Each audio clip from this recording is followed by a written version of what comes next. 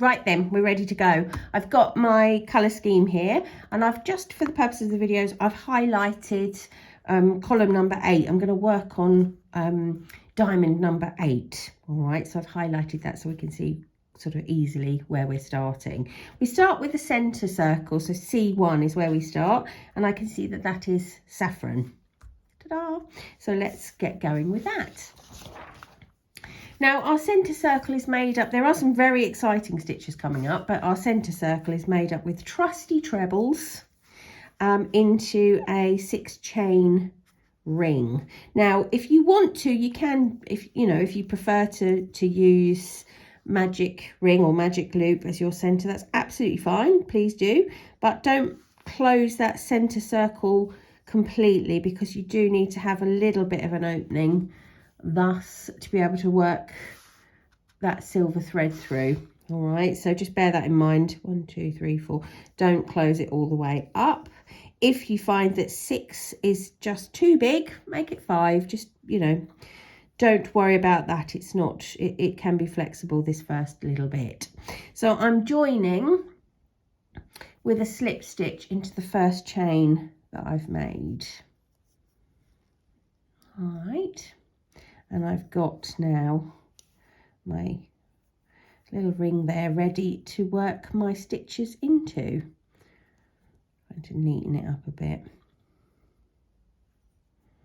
Okay, so there's our centre point ready to work our trebles.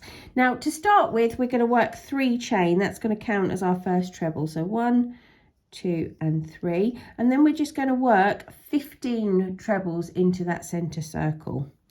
Okay, and all I will say to you here is, while you do that, try and crochet over that end, and then you have it. If you've made a chain start like this and you crochet over the end, you won't have any, that's one less end to sew in, isn't it? So if you're not sure how to do that, I'm just making my trebles in the normal way. So yarn around the hook, it's going through the center of that little ring, but the tail, can you see I'm holding it here, I'm making sure the tail goes over the hook, so that when I pull my yarn back through and finish my stitch, which I'm struggling with inexplicably, when I turn that work over, you can see the tail is sort of caught in under those stitches, and when I've done a few more in there, it'll be completely secure and I can just trim that. So that's like I said, one less end to worry about. So I've got to make 15 treble in total, because the 16th is, like I said, or the first if you like, is made up with those 3 chains. So I'll just finish that and I'll see you at the end. Right, on the last stitch now, stitch number 16. So this is the very last one of the ring, and now we're going to do Greta's sort of nifty way to join the round, which I really like. So I've completed all of the stitches into the ring. I'm going to snip the yarn, leave a bit of a tail, and pull that yarn end all the way through the last stitch. All right, so it's just gone all the way through the top of the stitch, and there's the end there. This little end here, which I've crocheted over, I'm going to just trim that now because I want that out of the way. All right, so that's gone. So we're going to, with the front of the work facing us, we're actually going to put our hook through the second treble. All right, the first treble being the 3 chain that we started with. The second treble, this one here, we're going to put our did I say yarn? We're going to put our hook through that particular stitch and pull that end, that yarn end, through. All right, so it's just come through to the front of the work, and you can see there it's sort of loosely attached, isn't it?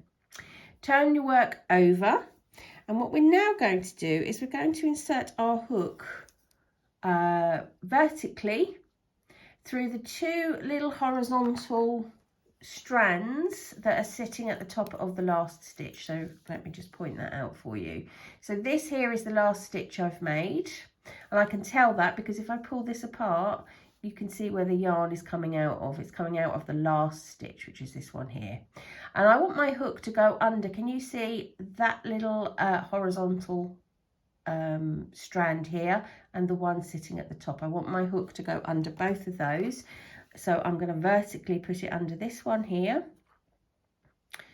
which is not easy to get into. So you can either use your darning needle to make a little space, or you can do what I'm doing here, since I've forgotten to get my darning needle, and use the hook to create a space. All right, so I'm going to do that, creating a little space, and put the hook vertically through those two strands. So there's two strands going over the hook, and when I look at it from the top, you can see it's coming through the center of that V, of the stitch. Okay, I'm going to pick up the yarn again and pull it back down through.